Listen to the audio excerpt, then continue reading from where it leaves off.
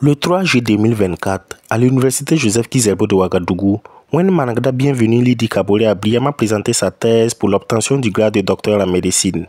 Sous le regard attentif du jury composé du professeur Bertin Pliva Ouedraogo, docteur Caroline Yonaba Okengo et de la présidente du jury, professeur Yvette Marie Chantal Guébré, docteur Kaboré a défendu son travail portant sur les difficultés respiratoires chez les enfants en Noël dans les CHU Algado Ouedraogo et Tenganogo de Ouagadougou.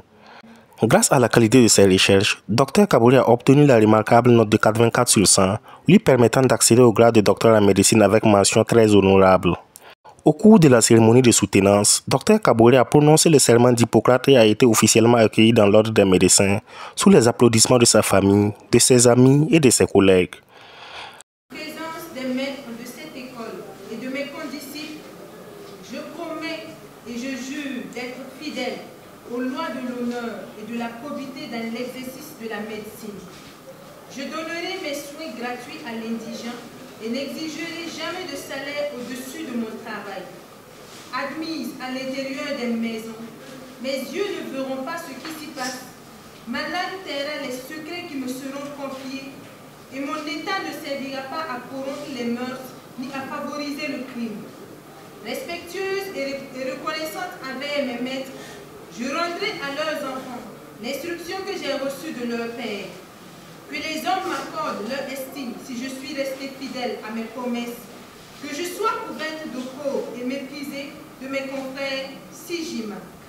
Dr Kaboré a partagé les conclusions de son étude, mettant en lumière les enjeux liés aux difficultés respiratoires chez les enfants en ORL.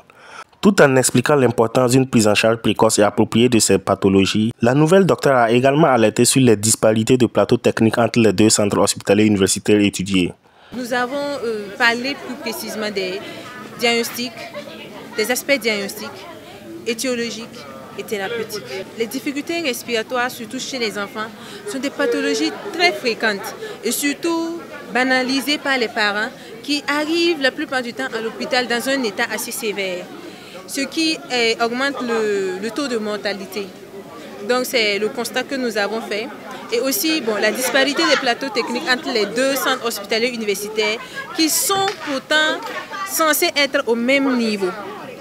Alors que non, il y a une disparité du plateau technique parce que le centre hospitalier universitaire de Tengano est mieux équipé que le centre hospitalier universitaire de Yalgado. Et nous avons constaté même que la plupart de nos décès étaient à Yalgado à cause du manque de plateau technique.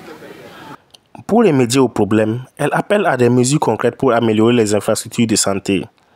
Et au bout de notre étude, nous attendons à ce que, nous interpellons surtout les autorités à mieux équiper le service de ORL du centre hospitalier universitaire Algado Ouedraogo. Et surtout, nous espérons avoir pu toucher les parents qui vont beaucoup plus miser sur les consultations, en fait arrêter l'automédication surtout, et qui iront le plus vite possible au niveau des centres hospitaliers lorsqu'il y aura les premiers signes de difficultés respiratoires afin que la prise en charge soit précoce. Cela va éviter les mortalités.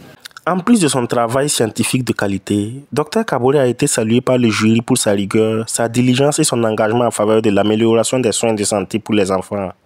En effet, son étude apporte un éclairage sur un sujet crucial et sensibilise l'importance de sensibiliser les autorités et les parents à l'urgence d'une prise en charge adéquate des difficultés respiratoires chez les jeunes patients.